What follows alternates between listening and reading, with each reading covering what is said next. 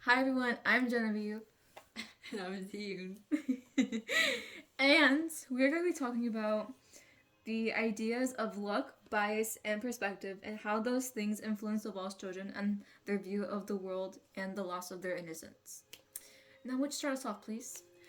What is one main thing that you feel has affected their bias on the world? I would say their parents. Their parents are pretty, um, Influential. yeah, and very manipulative to their children. Um, they kind of brainwash them a little bit to make them think a certain way, you know? And this reminds me of um, the cardboard boxes that they had to sleep in as children because on page 52, um, it basically. Talks about how the parents wanted to get them beds, but instead the children were so used to sleeping in cardboard boxes, they thought, "No, we don't need beds." And I believe that yeah, that is one part of a really biased thing that their parents had done to them. And another biased perspective. Oh, wait. Another biased, like, topic. Guys, sorry. Another biased topic is when Brian and Jeanette go to get food from the dump. Yep. That to normal people that would seem like very nasty, Yeah. you know. Yeah. But since growing up, they've been taught that it was okay from their parents. But Mm-hmm. like then again, they were like they made no money and they were forced to go to the dump. So And if I might add on, their parents made it seem like it was an adventure. So, like, it kind of just became natural for them to look for food in the garbage. Yeah. how do you think like them being raised by their parents affects their view of people though? Their perspective. Yeah. Um, I feel like, well, when they were raised, they were very isolated. So they never really got to, like, see how quote unquote normal people would live because they kept moving places like so quickly they have like no time to make those relationships with other people. But the times when they moved to Welch, they started, or Phoenix, right? Mm-hmm. Phoenix, they started to like see like the differences and contrasts between how they lived and then how the other people lived in Phoenix, and I think that really opened their eyes a bit. So, what do you think? I think that although the parents like did isolate them, they were also taught that to like I guess maybe not judge people based on like their cover, because like the mom even said to like other kids that kids aren't born juveniles, Mm-hmm. you know. Yeah. So I believe the mom like tried to at least make them see others like normally, like not to like ostracize like others. That is probably also why Jeanette bought into like Billy and stuff, like didn't be like, oh, I already don't like you, because Yeah. like it went to a moment where it got kind of dangerous for her. Yeah. So I then again, she also like in another part when they went to Welch, she didn't like at first like look at, was the girl, that one girl, the Denisha. Yeah. Denisha, she didn't look at her like immediately weirdly. It's just like, oh, I want to be friends with her first before Mm-hmm. like anything else. It's only when others like are rude at her, then like they start being like, oh, maybe we should be rude at you too. Because when those kids like shot rocks at them at their like windows, like Brian and Jeanette were like, we're done with it, and then shot rocks at them too. Yeah. We're still on perspective. Well, we can like go towards like their. We can start talking about luck. Because the reason why I brought it up was because, like, you can really see throughout the book how Jeanette's, like, thought process was between from when she was like 3 all the way up until when she was an adult who moved out of New York. Like Mhm. her views and her opinions and her thoughts like drastically changed from when she was isolated to when she was free, you Yeah. know? When she started being able to like Yeah. hang out with like others and stuff. Mhm. And I think that also probably has to tie with how they view with luck, because back then they would view luck as like almost anything. Like as soon as like they get food and stuff, it's like, oh, that's like really lucky of us and stuff. And when they started going to Battle Mountain, Mhm. there was a moment where Jeanette was like, oh, we had a stroke of luck. But near the end of the book, Brian even brought up the fact that, like, oh, it wasn't that hard to, like, bring food to the table. So that means it shouldn't have been lucky for them to be able to bring food to the table. So that can also play into the fact how their perspective has changed along with how they view luck. Mhm. And going back to the idea of luck, there are many situations where they could have had a better like Lifestyle. yeah, a better lifestyle, and I feel like it was both parents that took those advantages away from their children because throughout the book you like there were so many events where the mom had many like educational opportunities and she just never took them. Oh yeah, I wanted to talk about like during the seminar, but I didn't get to, about how I heard somebody talk about that maybe it wasn't like them having like, I guess, luck, or what was it? But I think the kids themselves have like this sort of quote unquote luck, but it's their parents that bring bad luck to To them. them. Mm-hmm. Yeah. So it's like that's probably what I think whenever they mention like view of luck, Mm-hmm. is that whenever something good happens to them, that's probably their luck, but that only happens to them whenever they are with like each other, but their Mm-hmm. parents also bring luck, but it's bad luck. Right. Yeah. Because I'm gonna give examples because so when Jeanette's mom found the 2 carat diamond, Mm-hmm. she decided to be selfish and keep it for herself, saying that it was for her self esteem. When in actuality, she could have like made Sold it. sold it and created a better life for herself and for her children at the same time, while also increasing her self esteem because she has a better lifestyle. And then what was the other one? When How about the land selling? yeah, when at the very end of the book where Jeanette's mom was asking Jeanette's to give ask a favor to her husband about $1 million to help To me. buy this land, bro. Yeah, when all this time she had like a generational land that she could have used for her family, but she just kept quiet and never did anything about it. That kind of made me mad. They also like spend money on like things that aren't that's only for them. Like the dad would only drink, and the mom will only get like painting supplies. Like, girl, you're not gonna make it. You're not gonna make it You're as a not gonna world-renowned make it. artist. I don't know why you keep on doing that. And she's blind too. Like she's very stubborn. Like when she got her glasses, she was like, I just see things in a different light. It wasn't even her glasses. It was Lori's glasses. So that probably even wasn't the right prescription for her too. Yeah, but I think they have like similar eyesight or something. It definitely probably made it a little bit more clearer for her to see.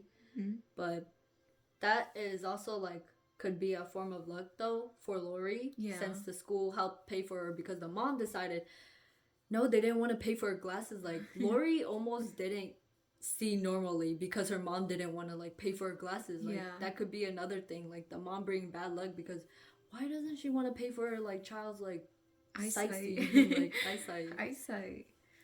So that was pretty lucky of the school being able to pay for Lori on that. But I think the main topic of this book would be the loss of innocence. Yeah. There had been many parts and moments in the book where it was shown, mostly to Jeanette, about how she went through so many like dangerous situations. Mm-hmm.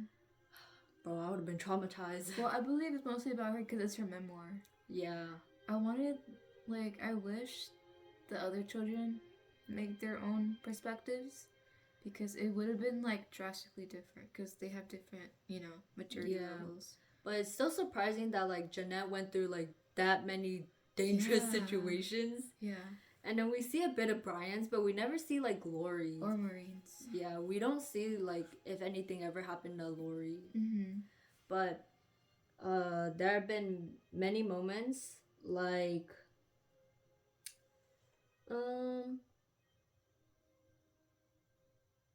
the Billy part.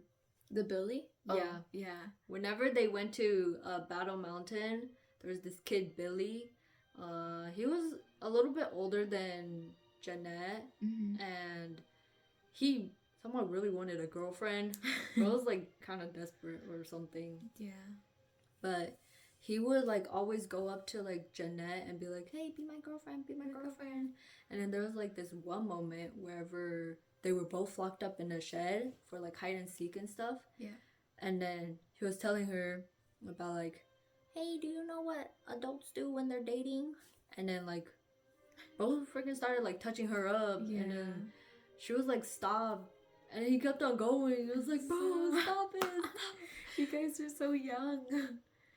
But I do want to touch on Billy because we know he doesn't have a mom anymore. Yeah.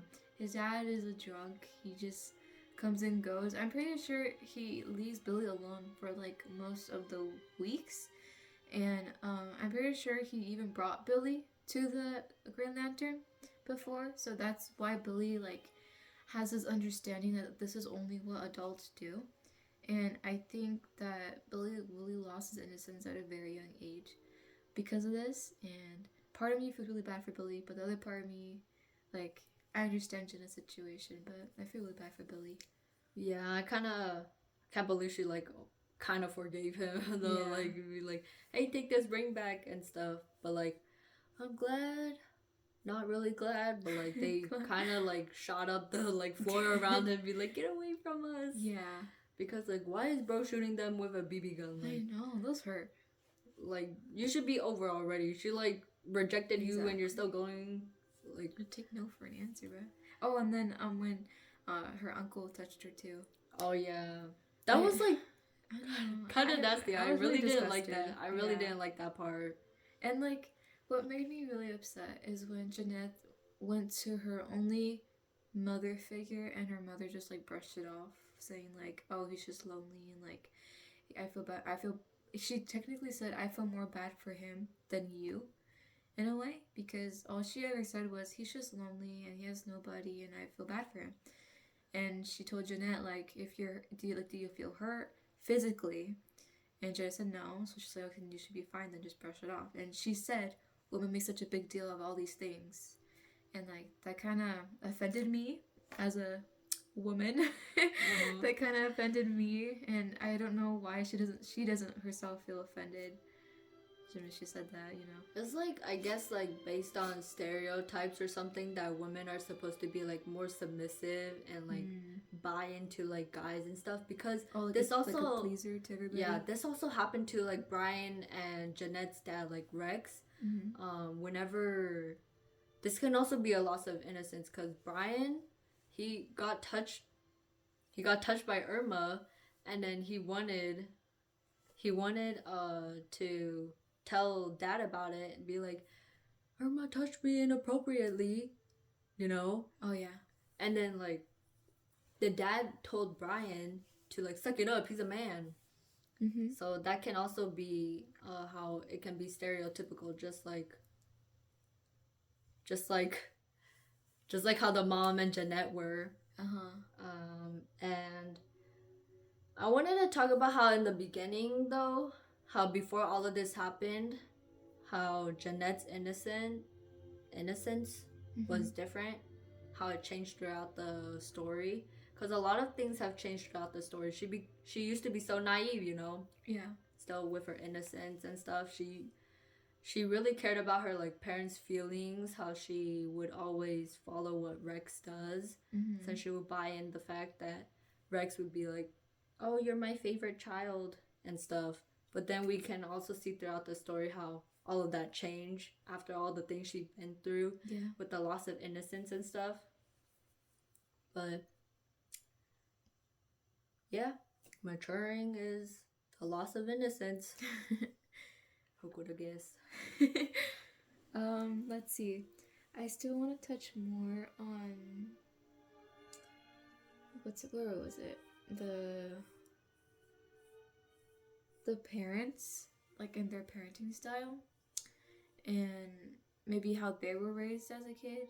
Mm-hmm. Because what I think is that the reason why the mom, I think, like brushed it off that Jeanette was like groped by her uncle is because, now this could be a long shot, but I believe that maybe the dad like forced himself onto her at some point, and she just like kind of thought maybe like that was okay because they love each other or something. Mm-hmm.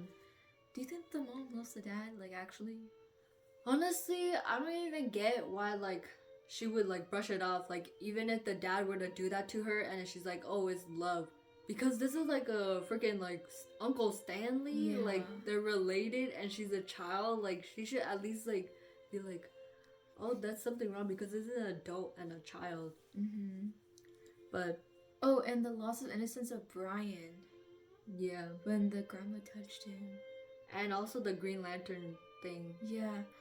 Okay, let's dive into Brian real quick because Brian is the only boy out of all his siblings, and he's what, the third youngest?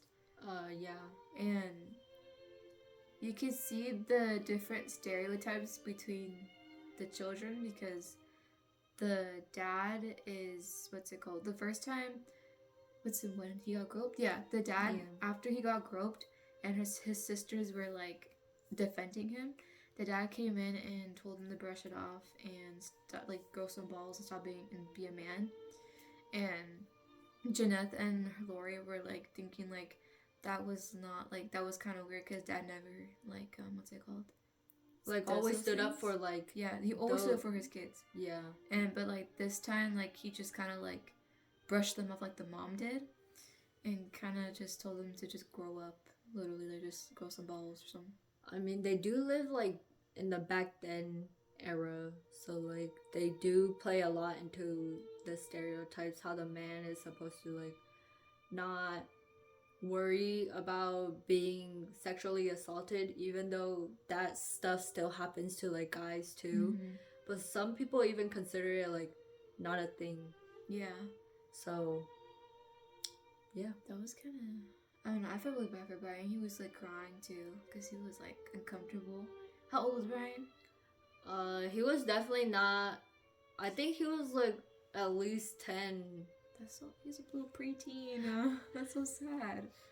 But before that, even whenever he got left alone in the Green Lantern thing, yeah, like, you know, whenever like adults say like, "Oh, they're gonna be a heartbreaker when they grow up," to like kids, to like a kid that's like only like what, 3 years old. Yeah.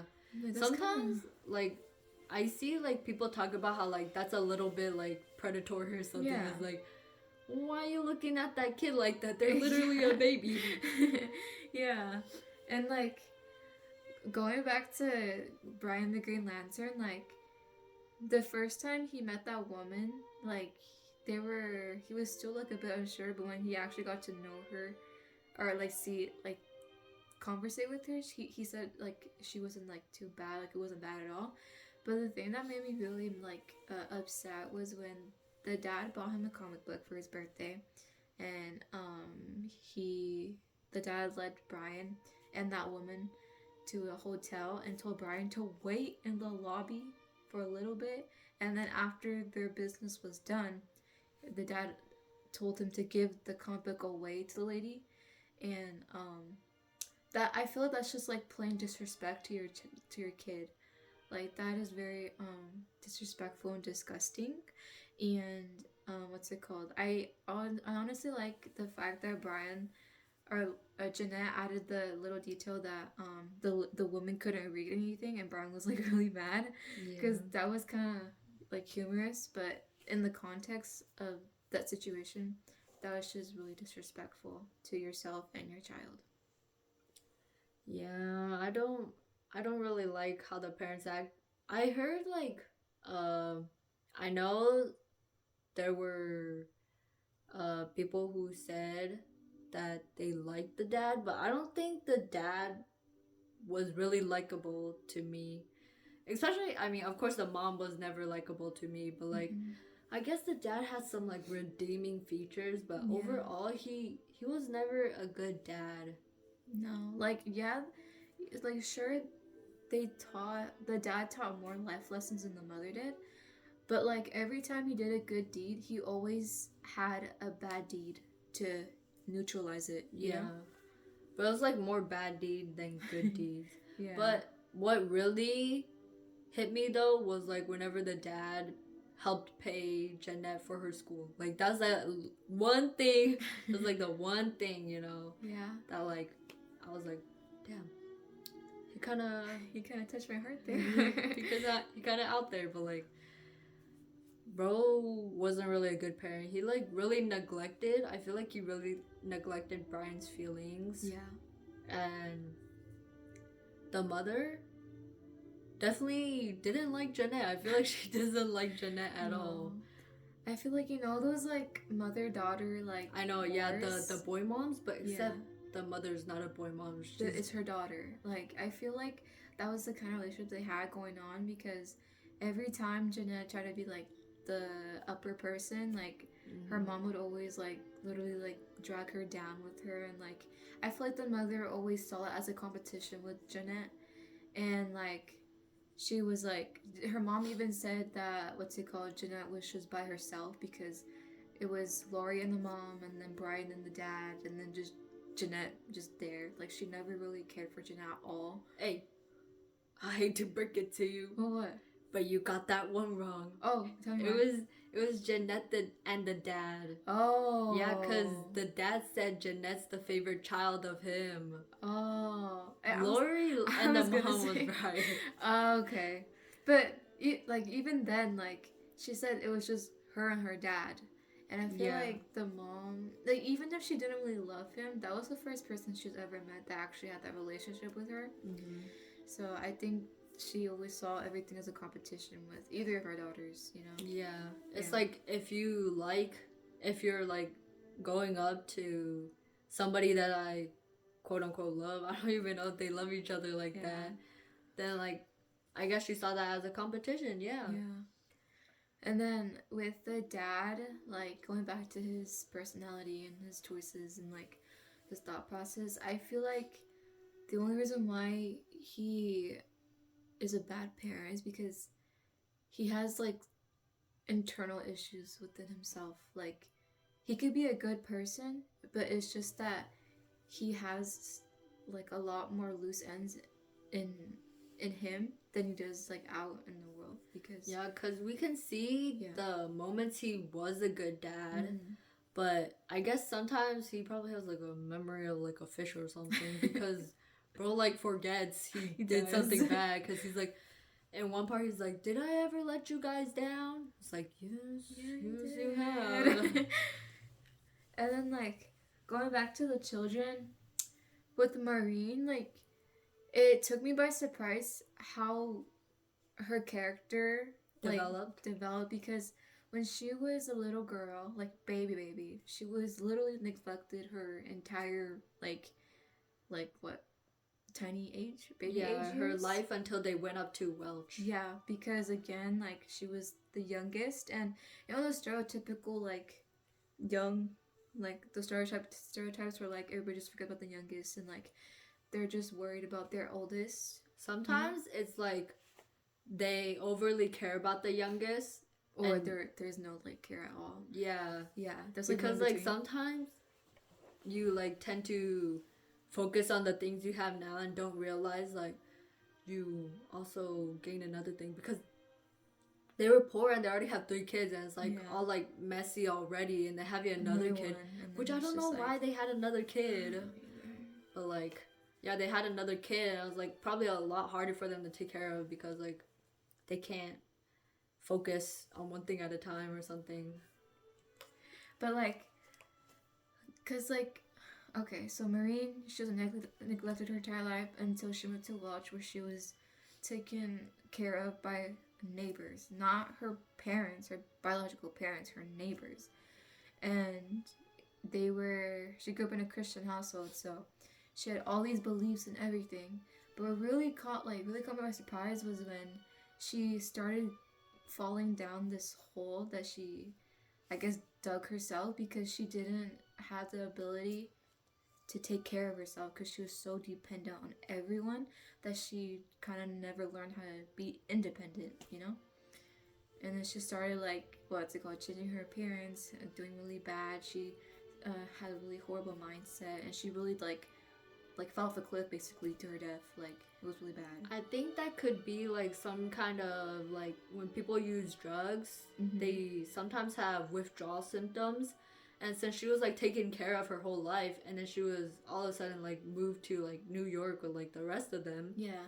She all of a sudden didn't have anybody to take care of her. So it was kind of like a withdrawal symptom where she's like, oh, I don't know what to do, so I'm just gonna like go with the easiest route of like happiness or something. And it's literally a new environment. Like, she was like, what, 15 or 13?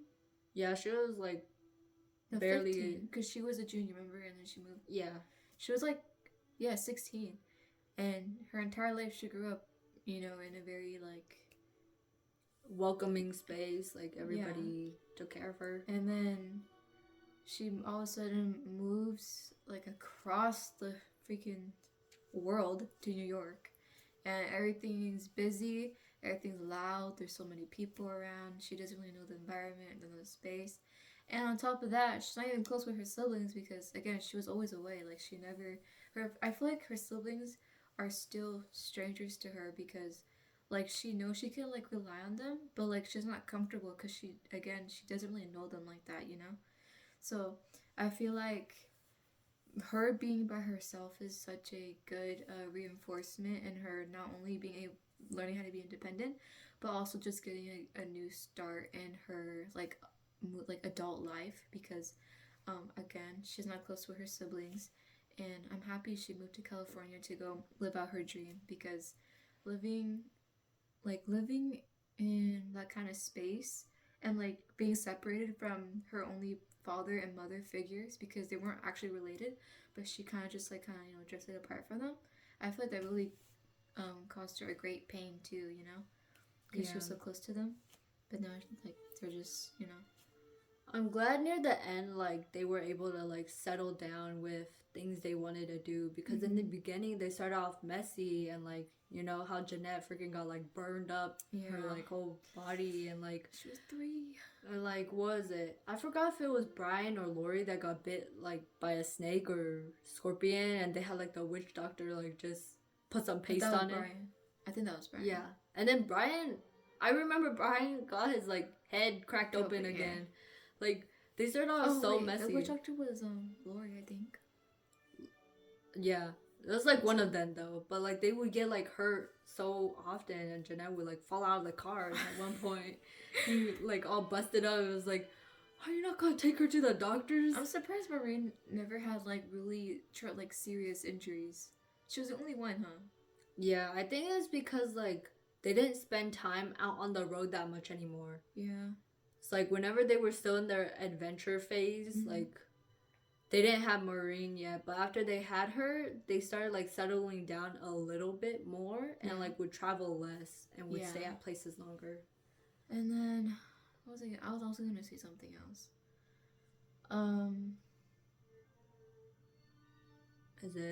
Was it about? It was about all of them like finally living out their dream. Like at the very end, like they're all like content with where they're at now. Like it felt so refreshing to like they've been through all these things and then finally they get to settle down in a permanent, most likely a permanent space with the person they care about, you know? And oh my gosh, it's like on the tip of my tongue. Like I was literally gonna say something. It was in the seminar. One of them said something, but I forgot. It's okay. Keep talking. It'll probably come back to me. But I feel like, wouldn't that be like Aldo have? Oh, I remember. Okay, what's what were it you about? gonna say though? No. Just finish saying your thing. Okay, it's about Maureen.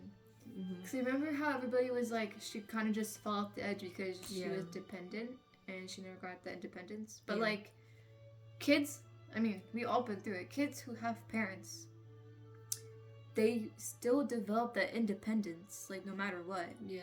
So how did she like not develop those things? Because she still had like parental figures and people she could rely on, guardians to like look up to like, what's it called?